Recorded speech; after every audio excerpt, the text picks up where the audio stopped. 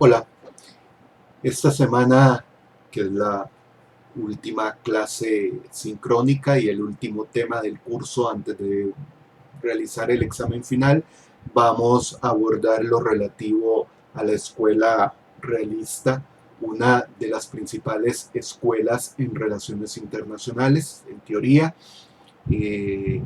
Ha dominado la segunda mitad del siglo XX en cuanto a análisis de las relaciones internacionales. En ese sentido es fundamental tener en cuenta y hay que considerar múltiples autores. La lista es muy grande, aquí solo menciono a Morgenthau o Morgenthau, depende cómo se pronuncia en términos del origen del apellido, a George Kennan, a Kenneth Waltz, que se verá con el neorrealismo en el próximo ciclo. Niebuhr es fundamental en el realismo cristiano, John Mearsheimer y una gran lista de teóricos de las relaciones internacionales desde la escuela realista. El realismo político tiene una larga tradición, eh, no solo inicia, como ya lo hemos visto, con Aristóteles y los aportes de Maquiavelo, de Hobbes y de otros, sino también con el gran aporte que hace en el siglo XX Hans Morgenthau. Dentro de la escuela realista, como ya ustedes lo vieron en algunas de las presentaciones, está el realismo estructural o neorrealismo, que se ve el próximo ciclo, el realismo defensivo y ofensivo, lo resumo en esta presentación, el neoclásico, el realismo cristiano, el realismo de los débiles. En común en esta y otras ideas y teorías realistas es que el poder es el elemento central en la política internacional. Todos los estados, grandes y pequeños, buscan tener poder. Ahora, lo que diferencia a estas escuelas es cómo se accede al poder y cuál es el rol del poder en el ámbito internacional dependiendo de la posición de los distintos estados. El realismo clásico tiene su origen incluso más allá de las ideas europeas, con Mencio y Cautilia en Asia. Sin embargo, el gran aporte lo hace Tucídides con la guerra del Peloponeso. Y ahí yo les recomiendo, si no lo han leído, léalo para el examen final, pero después del curso revisen de nuevo el diálogo de los medios. Es un diálogo entre realismo e idealismo y van a entender por qué los idealistas están soñando, viven en una utopía, porque el realismo es lo que permite entender cómo el mundo opera. Hay otros diálogos, otros debates como el de Mitiline, que son los derechos de la potencia vencedora. De igual forma, cuando tengan oportunidad, le hacen El Príncipe de Maquiavelo, pero con una visión desde las relaciones internacionales, desde el rol del Estado, porque también uno puede leer El Príncipe de Maquiavelo desde la ciencia política, desde la sociología, desde otros ámbitos. Y cuando tengan unos días, revisen el Leviatán de Hobbes. Se los recomiendo en español porque la versión en inglés y cómo leer la versión del Leviatán original en inglés puede resultar un tanto complicada. Y sin duda el texto que ustedes tienen de Morgenthau, de la política entre las naciones, en ese sentido es fundamental.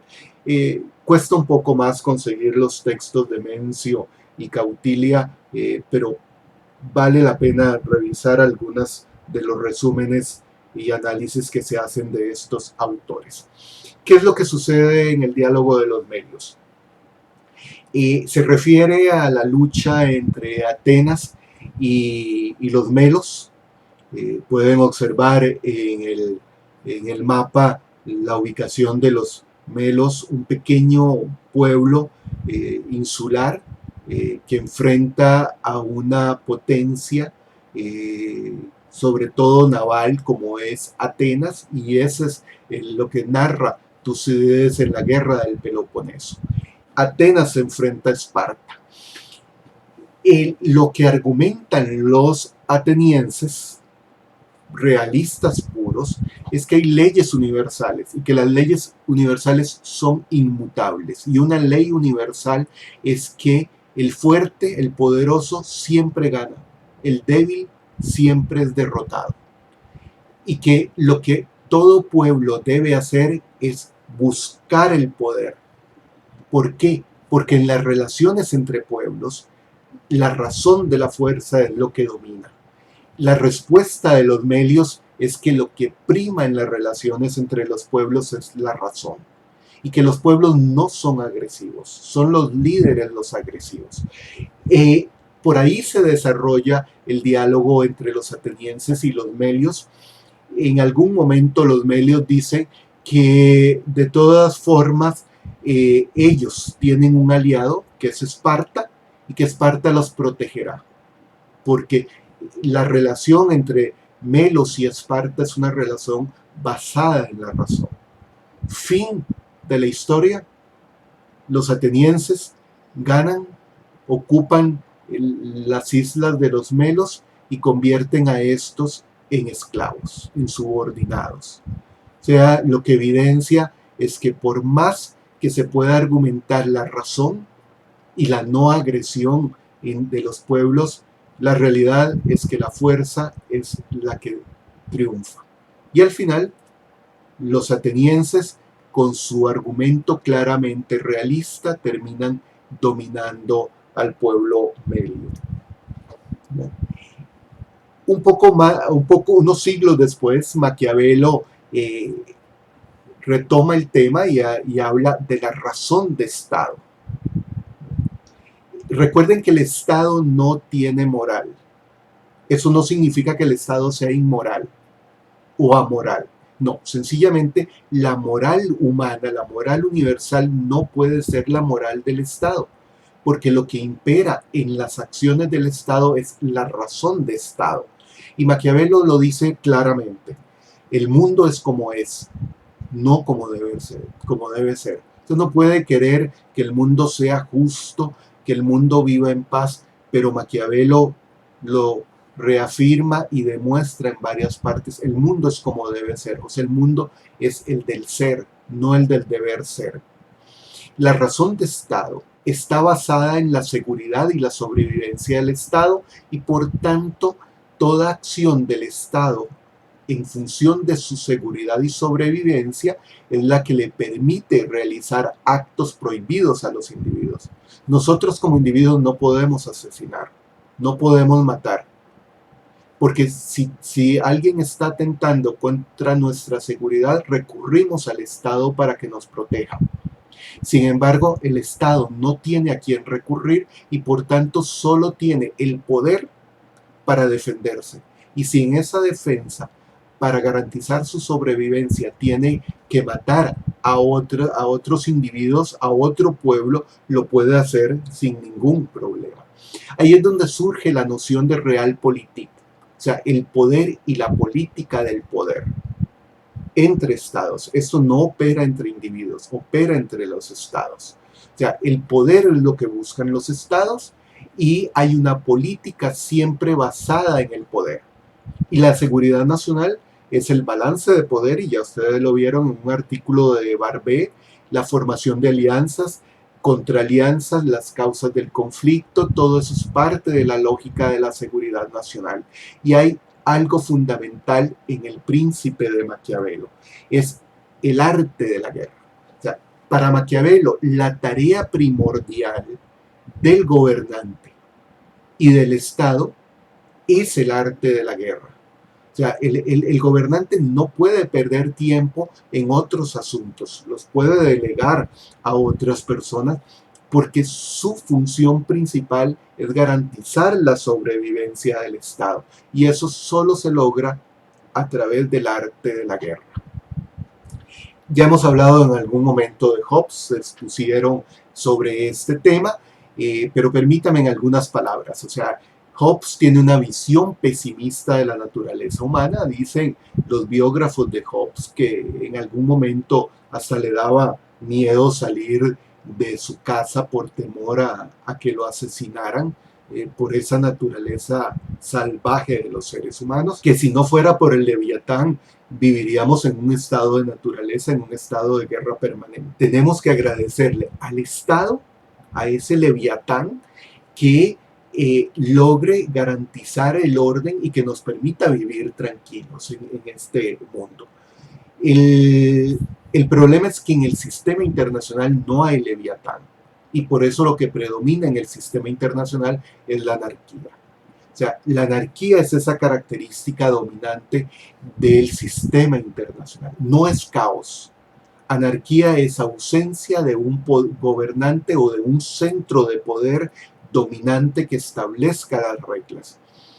¿Por qué no se puede establecer este tipo de gobierno? Básicamente porque hay condiciones inevitables en el sistema internacional, como la sospecha, la desconfianza, el conflicto y la guerra, que de acuerdo a Hobbes son situaciones permanentes en el sistema internacional. Hay algo que ustedes tienen que aprender y por eso es el credo realista. O sea, tienen que memorizarlo, tienen que repetirlo mañana en términos de yo creo. Primero, la política obedece a leyes objetivas y esas leyes objetivas están arraigadas en la naturaleza humana. O sea, la política no es una construcción social, está fundamentada en leyes objetivas, parte de la naturaleza humana. Segundo, el interés está definido en términos de poder. O sea, todo interés del Estado tiene un fundamento, que es el poder. Eso es lo que hace un enlace entre la razón y los hechos. La razón de Estado.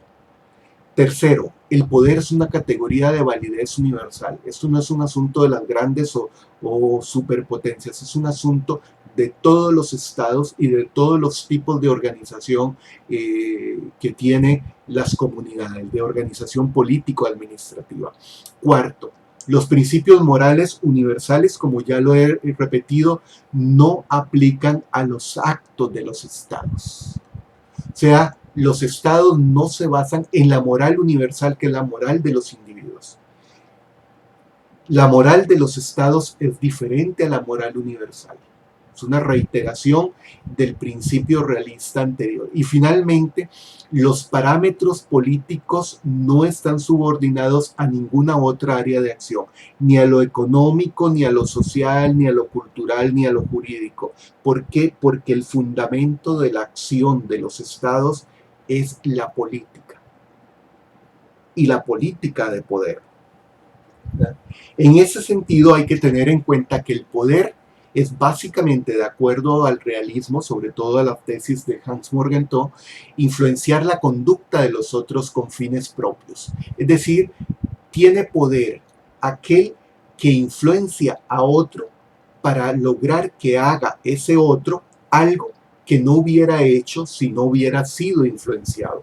Y ahí entra el elemento de la obediencia, que es uno de los aspectos más interesantes que hay en las relaciones interpersonales y sociales.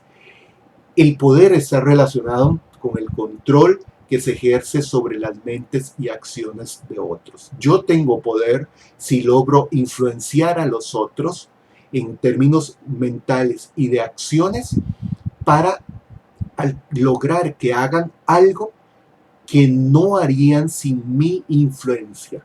En ese sentido, de acuerdo a Morgenthau y al realismo clásico, que es lo que estamos viendo en este momento, el poder es un fin y un medio en sí mismo. O sea, lo que buscan los estados es obtener poder, pero para obtener poder requieren del poder.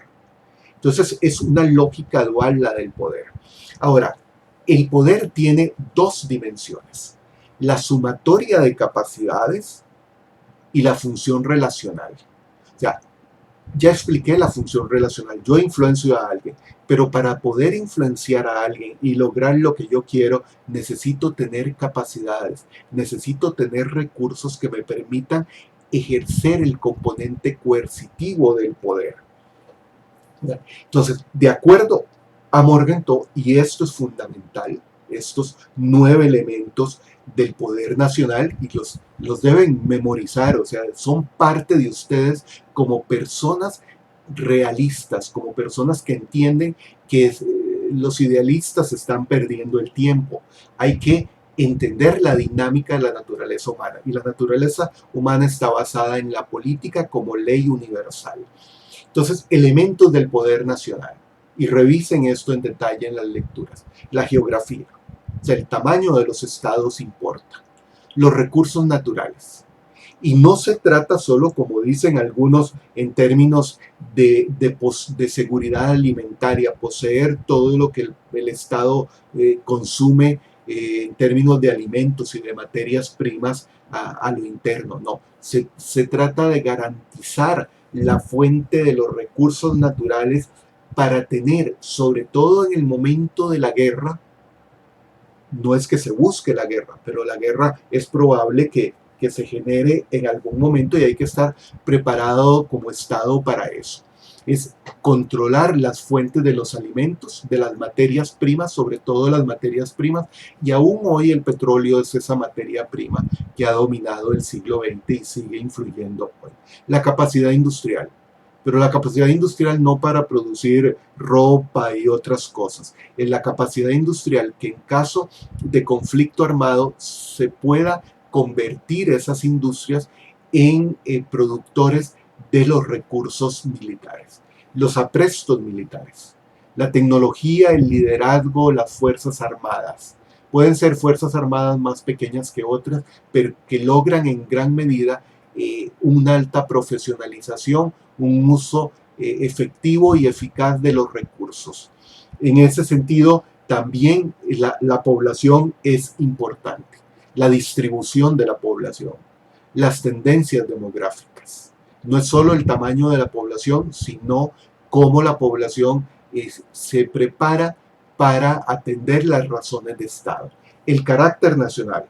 El carácter nacional es fundamental porque lo que permite es saber cuál es el valor de una sociedad para luchar y defender el Estado, al igual que la moral nacional, o sea, la moral de la sociedad para respaldar a sus líderes. Fundamental la calidad de la diplomacia y, sin duda, la calidad del gobierno.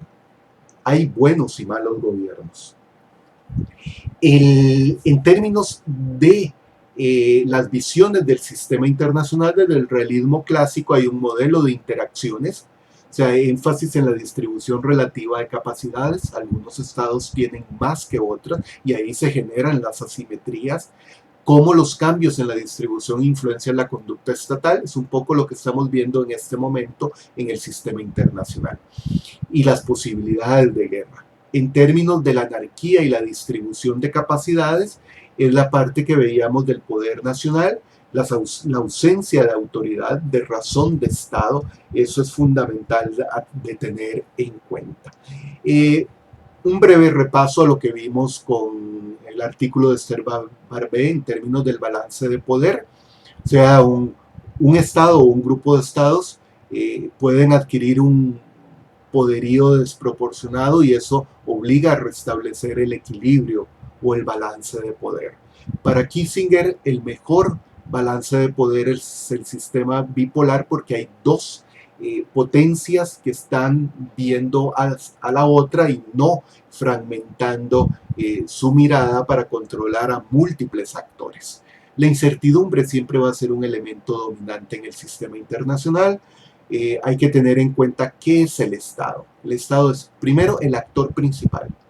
Prácticamente no hay otro actor en el sistema internacional, pero el Estado es unitario. O sea, lo que ocurra a lo interno del Estado no importa. Eso no afecta las relaciones exteriores y la acción internacional del Estado, porque el Estado solo tiene una voz.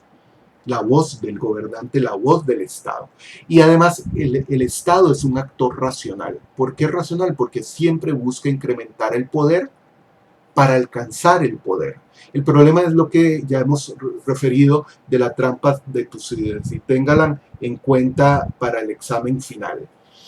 Por otra parte, la agenda internacional se divide en términos de la alta política y la baja política. La alta política son los temas políticos y militares, la diplomacia y la defensa. En la baja política entra la economía, la sociedad, la cultura de la diplomacia. Pero hay algo que no pueden olvidar y que Maquiavelo lo insistía y reiteraba. El interés nacional es sobrevivir y alcanzar los intereses, y para ello requiere del recurso a la fuerza. Hay una serie de premisas del realismo clásico, o sea, toda política es una expresión de las conductas humanas que son trasladadas al Estado.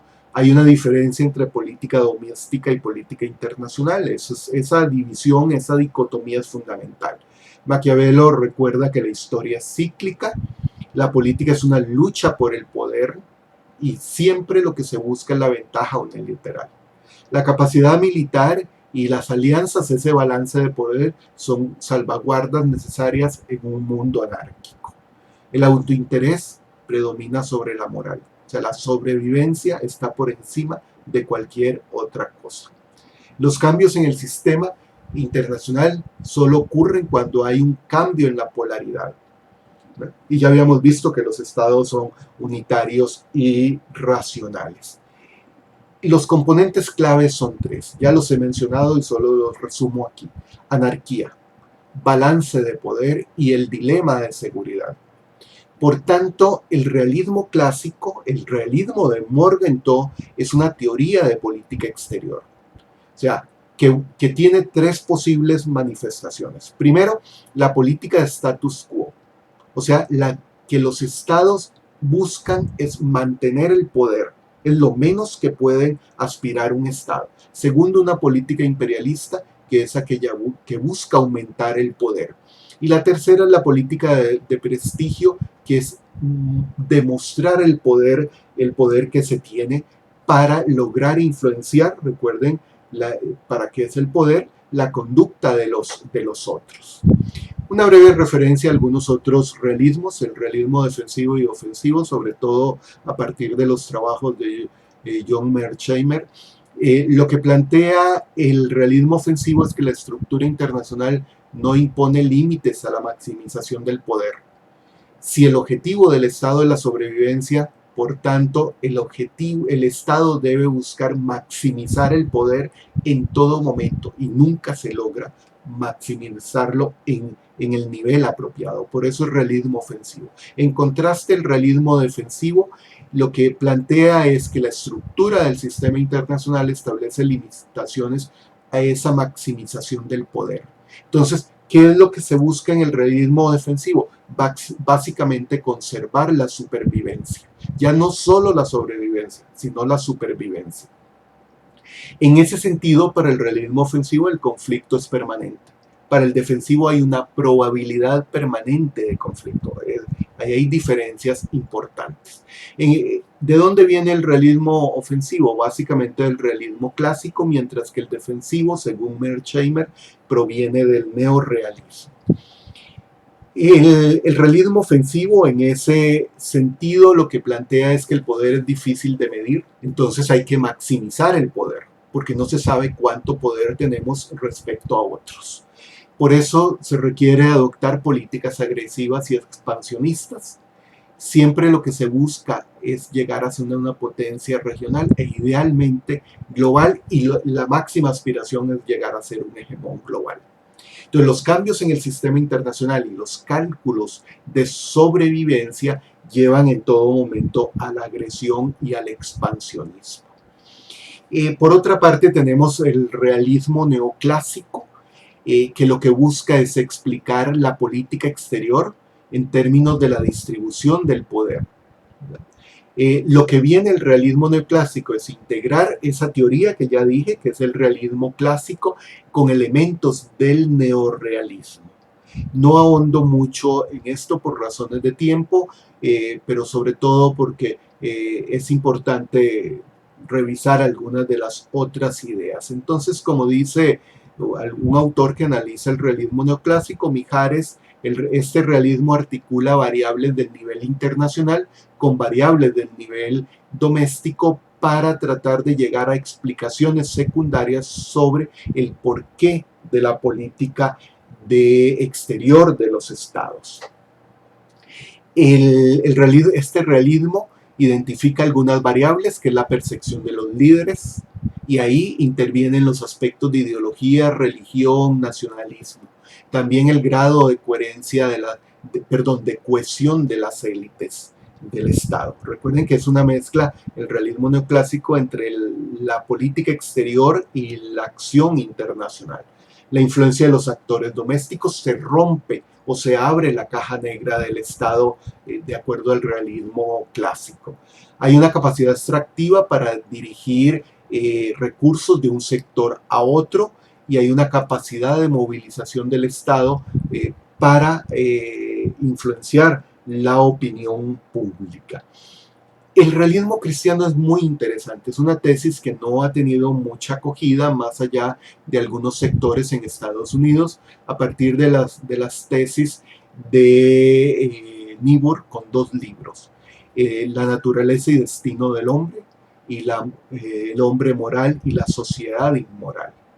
En realidad lo que hace Niebuhr es integrar elementos de la teología liberal, distanciándose de San Agustín y Santo Tomás, rechazando el pacifismo cristiano, y por tanto se acoge a las ideas protestantes. Y viene otro elemento importante, que es el argumento de que la sociedad es corrupta por naturaleza y el reino de Dios no lo vamos a poder alcanzar aquí en la tierra.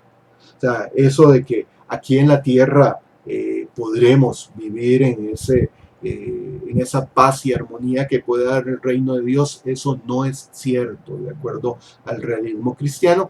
Y por tanto, en este mundo, lo que busca todo ser humano, cada uno de ustedes y yo, es el poder. ¿Por qué? Porque somos autointeresados y nos enorgullecemos de la búsqueda del poder. Ahora, a nivel internacional, lo que el realismo cristiano defiende es la guerra justa, y es considerado en ese sentido un realismo moral. El realismo de los débiles o realismo periférico es una tesis de Carlos Escudé en ese libro del realismo de los débiles, que lo que hace es analizar la política exterior de la primera administración Menem en Argentina. Lo que él hace es una crítica de la teoría anglosajona de relaciones internacionales, que solo ve a las potencias. Reconoce la insuficiencia del realismo clásico y del neorrealismo para explicar los fenómenos en la periferia o en los estados medianos y pequeños. Cuestiona los límites de la teoría realista y por tanto habla de un realismo periférico, diferenciándolo, el realismo periférico, de la interdependencia compleja, que veremos en el segundo semestre. Y por tanto, el realismo periférico termina siendo una propuesta para los estados débiles o estados periféricos. En ese sentido, este es un muy breve recuento de lo que es el realismo clásico. Espero que les dé una perspectiva integral para analizar los temas que veremos durante la semana, y que sobre todo comprenden la segunda pregunta del examen final. Gracias.